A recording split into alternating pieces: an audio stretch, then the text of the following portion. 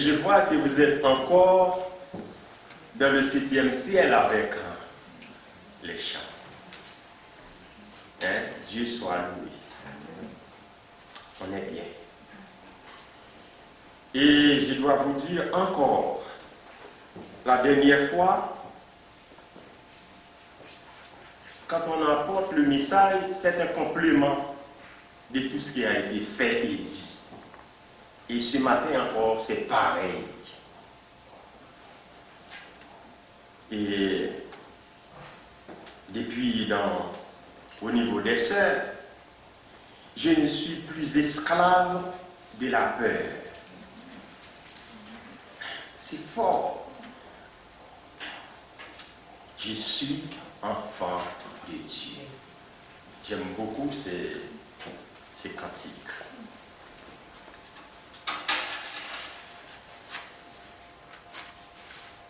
Nous t'adorons, nous t'exaltons pour la durée des temps. Eh oui. Pour combien de temps nous sommes là pour adorer Dieu? Pour tout le temps. Et puis, frère Samy, dans un Thessalonicien, soyez toujours joyeux, priez sans cesse, rendez grâce en toutes choses à l'Éternel. Mais on n'a pas besoin d'ajouter. Alors, ouvrons la Bible pour voir la coordination de tout ce qui est préparé, de tout ce que Dieu a préparé pour son peuple. Vous allez voir. C'est dans Philippiens chapitre 4,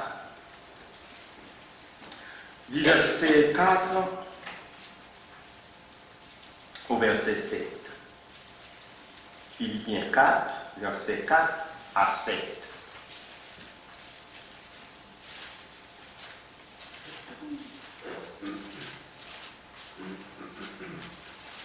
Réjouissez-vous toujours dans le Seigneur. Je le répète, réjouissez-vous. Que votre douceur soit connue de tous les hommes. Le Seigneur est proche.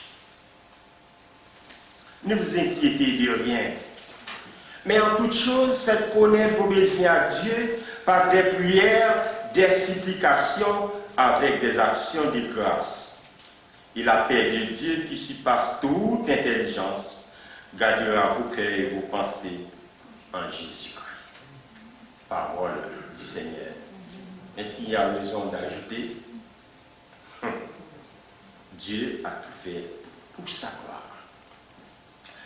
Alors réjouissez-vous et n'ayez pas peur. Réjouissez-vous et n'ayez pas peur. C'est le titre de notre message ce matin. Le monde fait face à deux crises majeures qui le plongent dans le désespoir insoutenable. La crise sociale et la crise sanitaire. Et l'Église n'est pas épargnée. Pourquoi? Parce que l'Église fait partie intégrante de la société. Quand la société va mal, l'Église va mal. Quand il y a chômage, l'Église est au chômage aussi. Alors avec cette nature humaine, se réjouir et vivre sans s'inquiéter, est-il possible? Eh oui. Alors, la teneur de la lettre de Paul peut bien nous rassurer par une réponse exacte. Parce que c'est Paul qui a écrit cette lettre à l'église de Philippe. Et cette lettre est à nous, l'église d'Argenteuil, ce matin. Paul était au pénitencier. lorsqu'il envoyait cette lettre de joie et d'amour à ses bien-aimés dans la foi.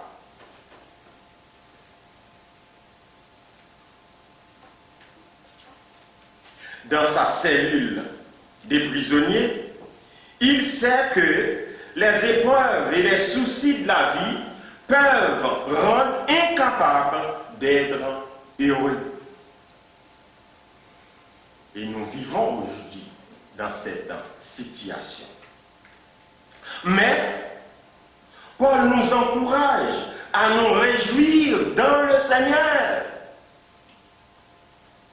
en nous rassurant qu'à aucun moment Dieu n'abandonne ses enfants. À aucun moment il nous abandonne. Quelles que soient nos souffrances, nos maladies et nos adversités, nous devons puiser notre joie en Christ. Voilà pourquoi Paul dit, réjouissez-vous toujours dans le Seigneur.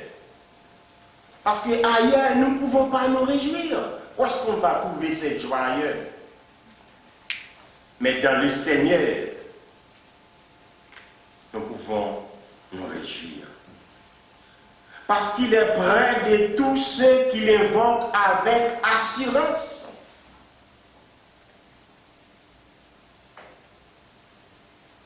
Paul nous reste un excellent exemple. Il a manifesté sa joie même dans les persécutions.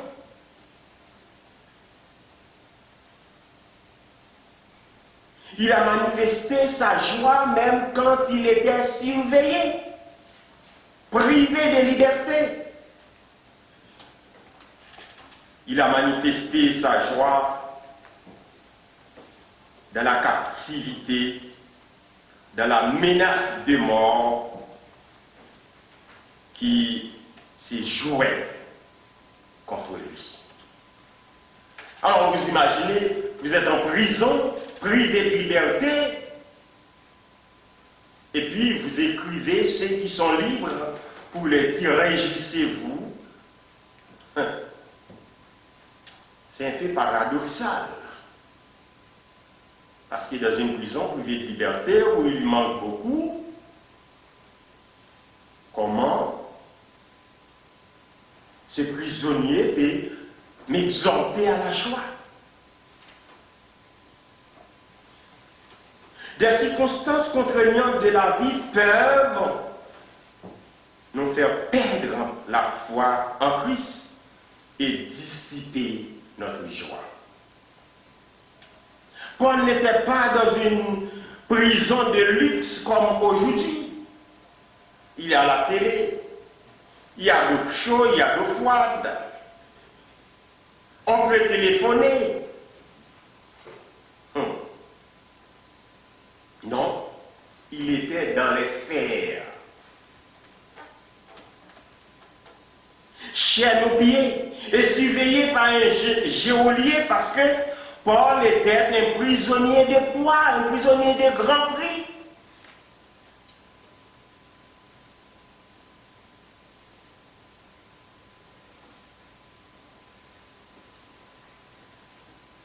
La crise sanitaire nous enferme dans une prison sociale et psychologique.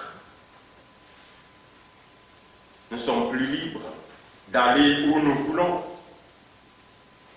sans répondre à des multiples contraintes, port de masques obligatoires, distanciation, attestation des déplacements dérogatoires, et j'en passe.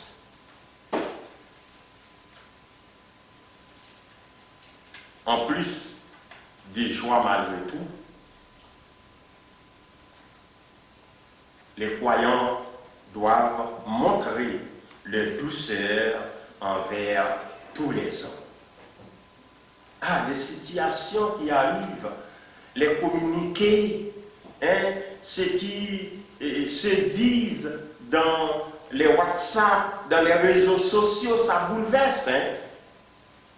Ça bouleverse. Ça veut dire on patauge dans le terme qu'on utilise aujourd'hui des fake news. On patauge. On ne sait pas où est la vérité. On est à la recherche. X vous dit ça, Y vous dit ça, Z vous dit ça. Alors finalement, il y a Martin Luther King qui dit la vérité ne se trouve ni dans la thèse, ni dans l'antithèse, mais dans la synthèse qui les réconcilie. Et finalement, où est la vérité? Alors nous devons montrer notre douceur à tous les hommes. Ça veut dire que dans ces circonstances, il ne faut pas faire de bagarres, de disputes à personne. Il faut être doux, humble avec les autres. En évitant les ripostes violents aux mauvais procédés et mauvaises décisions d'un dirigeant ou des dirigeants en temps de crise. Parce que même chez nous, il y a discussion. Quand nous voyons à la télé ce qui s'est dit, ce qui s'est fait, il y a discussion. La Bible nous demande d'être calme, d'être doux l'un des autres et avec tous les hommes. Et ce n'est jamais facile de prendre des décisions qui puissent satisfaire tout le monde. On ne peut pas rêver, on ne peut pas satisfaire tout le monde.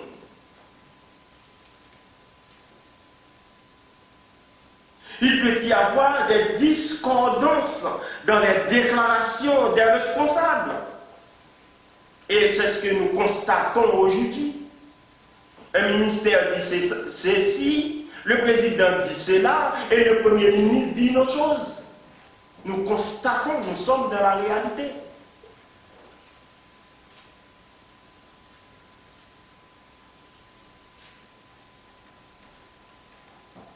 Soyons fermes, inébranlables. Notre joie demeure une qualité intérieure et inépuisable.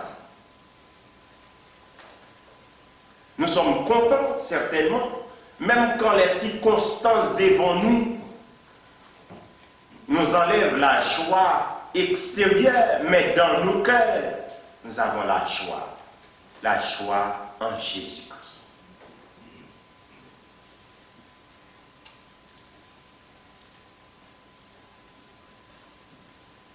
Dans la façon d'agir avec les autres, ça apporte un message de notre joie. Si quand les choses dévastateuses arrivent, on voit en vous ce silence, on voit en vous cette sérénité, eh bien on va se poser la question, mais lui là, il ne comprend pas ce qui se passe. Nous sommes dans la joie, mais la joie que le monde ne peut pas percevoir. La joie du cœur. Paul dit que notre douceur soit connue de tous parce que le Seigneur est proche. Si vous vous mettez à discuter pour ces choses-là, le Seigneur est proche. Comment allez-vous vous mettre devant qui que ce soit?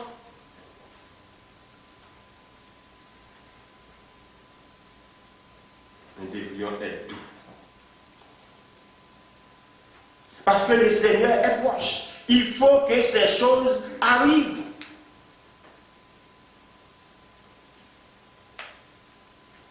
Le Seigneur va venir pour enlever son Église. L'Église de Jésus-Christ attend leur époux. Parce que nous sommes l'épouse de Jésus-Christ. Après tous nos temps de marasme sur cette terre, eh bien, il faut que le Seigneur vienne nous sortir de ces bourbiers. ce qui se passe dans le monde sont des signes avant-coureurs du retour de Jésus-Christ. Quel que soit ce que nous constatons, ce que nous entendons, ce que nous voyons, il faut que ces choses arrivent. Et si les choses ne sont pas arrivées, la parole de Dieu est mensonge.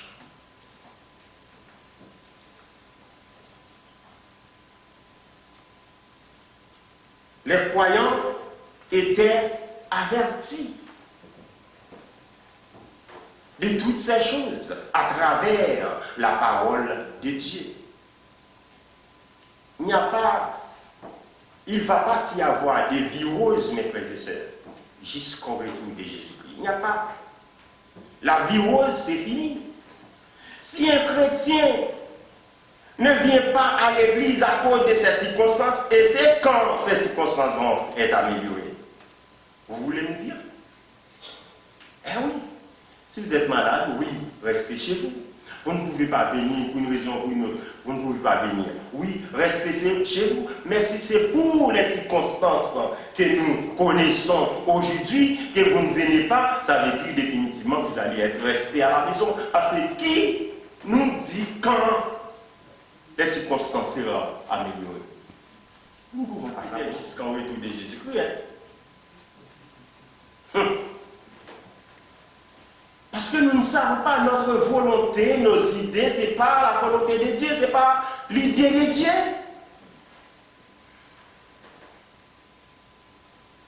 Et nous étions déjà avertis que dans les derniers temps, les choses seront difficiles.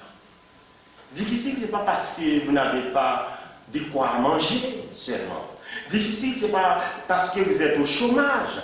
Difficile, ce n'est pas seulement vous êtes à l'hôpital, mais difficile dans tous les sens. Politique, social, économique.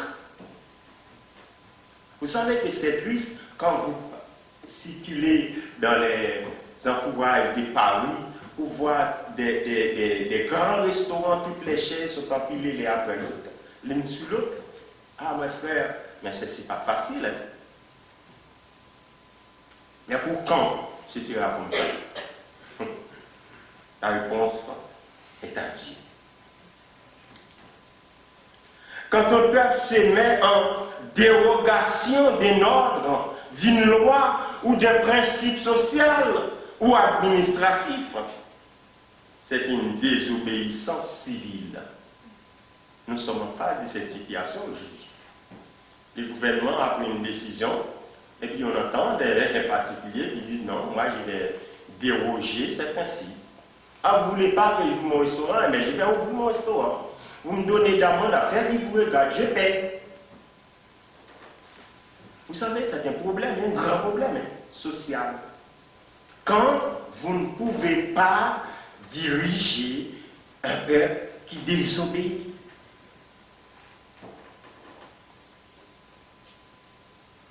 Vous êtes le général de l'armée, vous passez des ordres à des soldats, les soldats, ils désobéissent, c'est problème. Ah oui, c'est problème. Lorsque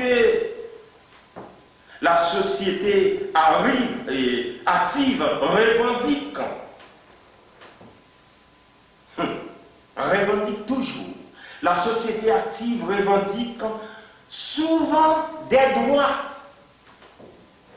Des droits. Mais elle ignore toujours ses devoirs. Et oui. Le droit et le devoir marchent toujours ensemble. C'est un dialecte.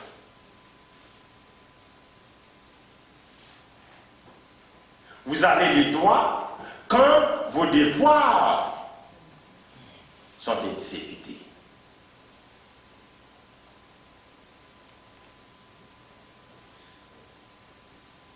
En face de la société païenne, nous sommes porteurs d'un message d'amour, d'un message de joie et de consolation, car la grâce de Dieu est disponible pour tous ceux qui veulent accepter, et c'est gratuit.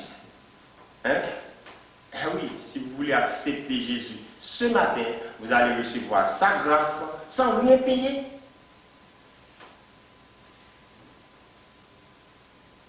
La joie et la douceur, alliées à l'espérance du retour imminent de Christ, devraient anéantir toute notre inquiétude. Et oui.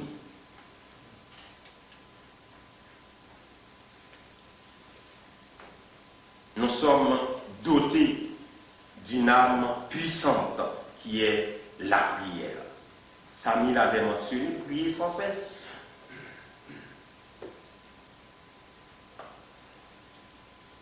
Voilà pourquoi Paul nous a lancé cet appel. Ne vous inquiétez de rien, mais en toute chose, faites connaître vos besoins à Dieu par des prières, des supplications avec des actions de grâce. Alors, cela ne signifie pas de vivre dans l'insouciance, sans s'occuper de rien. Attention. Non. La manne ne tombe plus. Il faut lutter, il faut travailler, il faut prendre soin de soi. Pour aller au Canaan, il faut absolument traverser le désert. Si on ne traverse pas le désert, on ne pouvait pas arriver au Canaan. Et nous savons qu'au Canaan, c'est là où coule du miel et du lait. Mais il faut traverser le désert, où il y a les serpents venimeux, où il y a la chaleur, où il y a des choses que nous ne voulons pas. Il faut traverser. Ici-bas, nous avons encore droit à la nourriture, droit à l'éducation, droit à la santé, droit à la vie. Ça veut dire qu'il faut vivre. Tant que Jésus ne revient pas, il faut vivre, il faut manger, il faut aller à l'école, il faut travailler, il faut sortir, il faut rentrer. Victor Hugo a écrit dans son livre, il dit: ceux qui vivent sont ceux qui luttent. La vie est une lutte perpétuelle jusqu'au retour de Jésus-Christ. Donc si vous cessez de lutter, automatiquement vous cessez de vivre. Parce que vous n'allez pas avoir tout ce dont vous avez besoin comme au petit bonheur, tout ce comme du ciel. Non. Il faut chercher, il faut fouiller, il faut demander, il faut frapper. C'est une lutte. En dépit de nos adversités, nous avons la responsabilité de nous intéresser aux autres qui sont en proie au découragement et au renoncement, en plaçant notre confiance à Dieu et seulement à Dieu. Si vous placez votre confiance ailleurs, vous êtes foutus. Eh oui. Aujourd'hui, on vous dit de faire, demain, on vous dit de ne pas faire. Aujourd'hui, on vous dit c'est bon, demain, on vous dit c'est pas bon. Dans tout ça, il faut centrer sur Christ et sur Christ seul.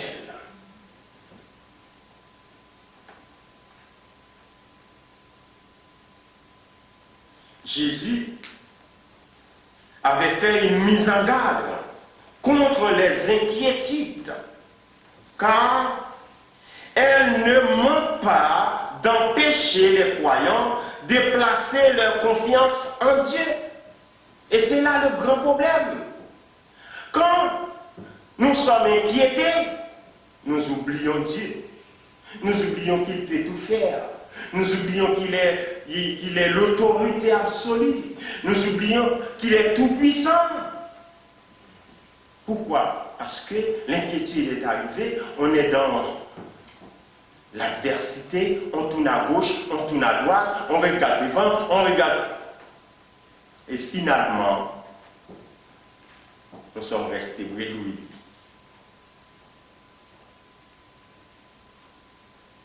Le cas, c'est que depuis Ésaïe, nous avons Ésaïe 53. Dans Ésaïe 53, nous lisons dans le verset 1er, Ésaïe 43, pardon, du verset 1er et le verset 2. Il dit, ne crains rien, car je te rachète. Je t'appelle par ton nom, tu es à moi. Verset 2. Si tu traverses les eaux, je serai avec toi. Et les fleuves, ils ne te submergeront point.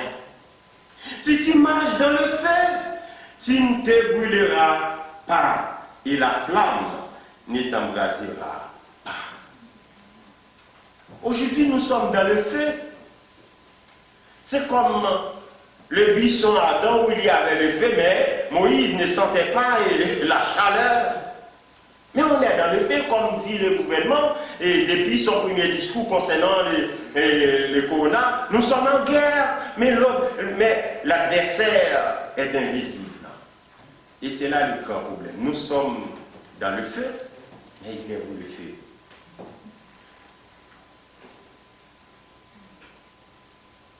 Nous sommes au milieu des eaux, mais ils sont où les eaux? Nous pouvons prendre l'image et déposer à sa place pour voir, nous sommes réellement dans le feu. Combien de vous ici qui sont déjà vaccinés?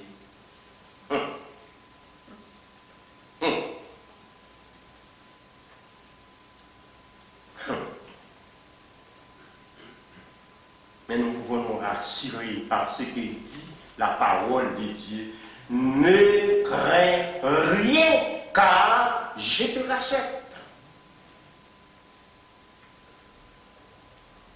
De quoi avons-nous peur quand nous savons que le Seigneur, il est là? De quoi avons-nous peur que le Seigneur sait toutes choses avant même que ces choses arrivent? De quoi avons-nous peur quand nous savons que le Seigneur, dans son omniscient, omnipuissant, il peut tout. Rien n'est impossible avec lui.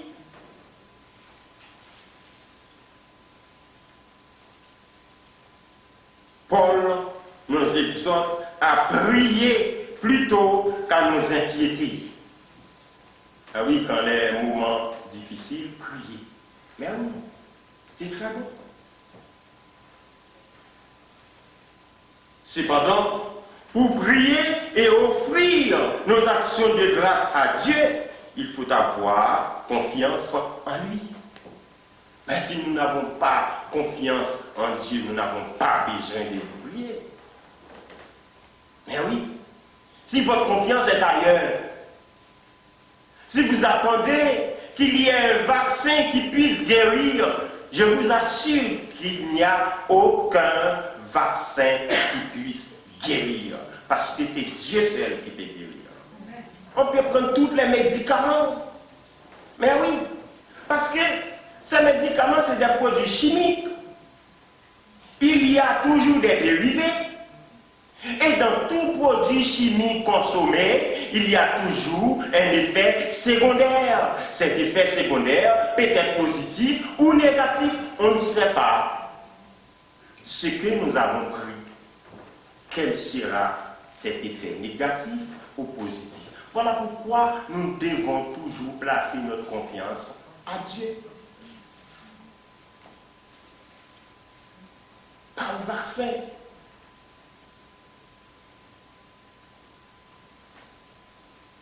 Parce que c'est Dieu qui peut tout.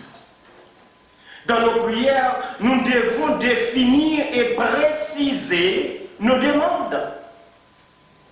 Ne vous inquiétez de rien, mais à toute chose, faites connaître vos besoins à Dieu. Vous avez quels besoins? Mes besoins, ce ne sont pas les vôtres. Chacun de nous, ce matin, a son besoin. Ben oui, chacun de nous. Dis simplement à Dieu ce dont nous avons besoin, avec précision, et définir ces besoins. Dans le sermon sur la montagne, Jésus disait à ses disciples qu'en priant, ne multipliez pas de vaines paroles comme les païens qui s'imaginent qu'à force de paroles, ils seront exaucés. Seigneur, ceci, Seigneur, cela. Oh, attention.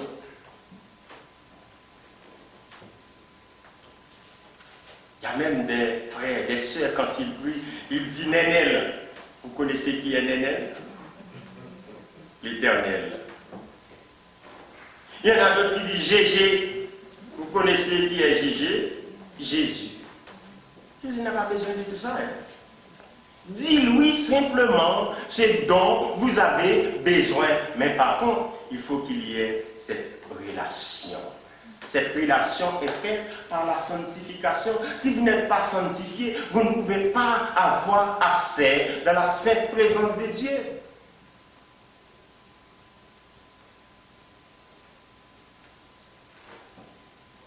La prière est le moyen efficace par lequel nous nous approchons de Dieu.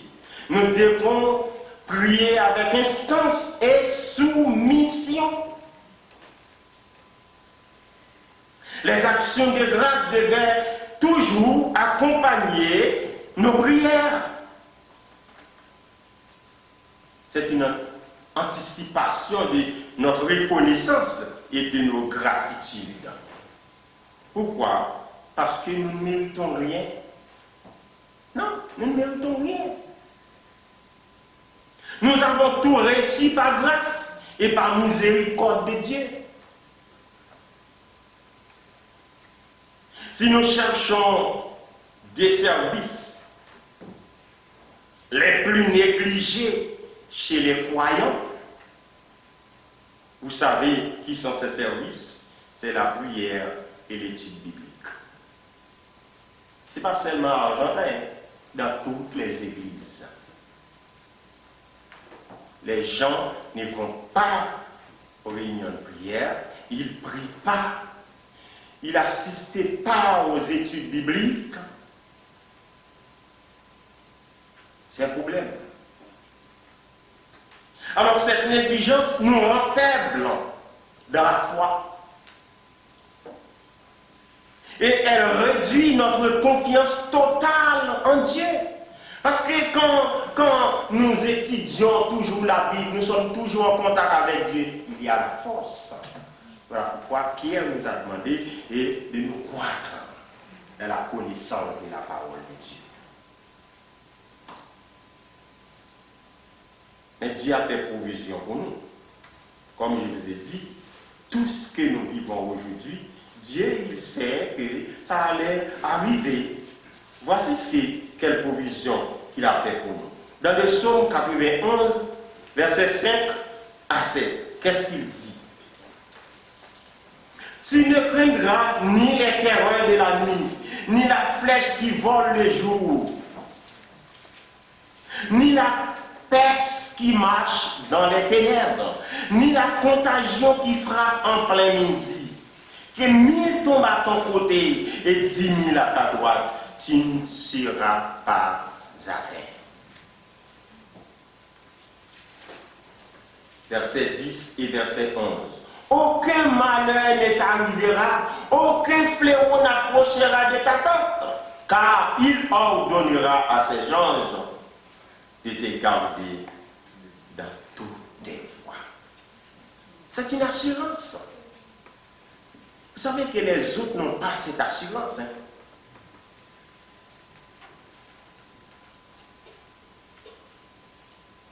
Alors le résultat de notre joie le résultat de nos prières, de tout ce que nous avons lu, nous avons médité, concourt à la paix de Dieu. La paix que tout le monde cherche, la paix que le monde cherche aujourd'hui. Jésus l'a dit dans Jean chapitre 14, verset 27. Je vous donne la paix, je vous donne ma paix. Je ne vous la donne pas comme le monde donne. Que votre cœur ne se trouble point et ne s'alarme point. Mes frères et sœurs, pourquoi avons-nous besoin d'avoir la peur? Pourquoi ces inquiétudes? C'est parce qu'il y a manque de foi, il y a manque de confiance en Dieu. Quand nous savons que Dieu, il est là, il peut tout, avec la joie, nous inonde. Il faut nous mettre dans la situation de Paul. Les crises sociales et sanitaires peuvent changer notre destin. Et heureusement, dans le royaume de Dieu, il n'existe jamais de crise. Jamais. Dieu ne change pas. Il est le même hier, aujourd'hui et éternellement. Ce qu'il pouvait faire hier, il peut le faire aujourd'hui et il le fera. Il suffit de lui faire confiance. Nous avons la certitude que la paix de Dieu remplit notre âme angoissée. Oui, parce qu'il nous donne la paix du cœur, la paix que l'homme ne peut donner. Le Seigneur Jésus est la paix réelle des croyants. Ça veut dire si nous avons Christ dans nos vies, nous avons la paix. La paix de Dieu est en rapport avec la tranquillité intérieure du croyant lorsque nous marchons en étroite communion avec Dieu. Quand nous savons que nous n'avons pas tort, quand nous savons que nous ne sommes pas en contravention, nous avons la paix. Mais oui, vous roulez comme vous voulez, seulement on vous met les règles. Quand vous ne respectez pas les règles, vous voyez la police, il y a problème. Oui, vous avez grillé le feu rouge, vous trouvez la police devant, à côté, vous avez problème. Mais si vous vous stoppez devant le feu rouge, eh bien, le cœur est en paix. Le cœur est en paix. Mais avec Dieu, quand vous vivez dans le péché, il y a problème. Parce que le Saint-Esprit n'est pas là. Quand vous faites des choses horribles aux yeux de Dieu, Dieu ne prend pas plaisir là-dedans. Donc il faut qu'il y ait communion avec Dieu pour avoir cette tranquillité en soi. Et cette paix veille sur nous et nous protège. Frères et sœurs, n'ayez pas peur. Réjouissez-vous toujours dans le Seigneur. L'Éternel des armées est avec nous tous les jours jusqu'à la fin du monde. Et dans le verset 8 du passage, il dit que la paix de Dieu qui surpasse toute intelligence des hommes garde nos cœurs et nos pensées en Jésus-Christ dès ce présent moment jusqu'au grand matin de l'éternité. Et que le Seigneur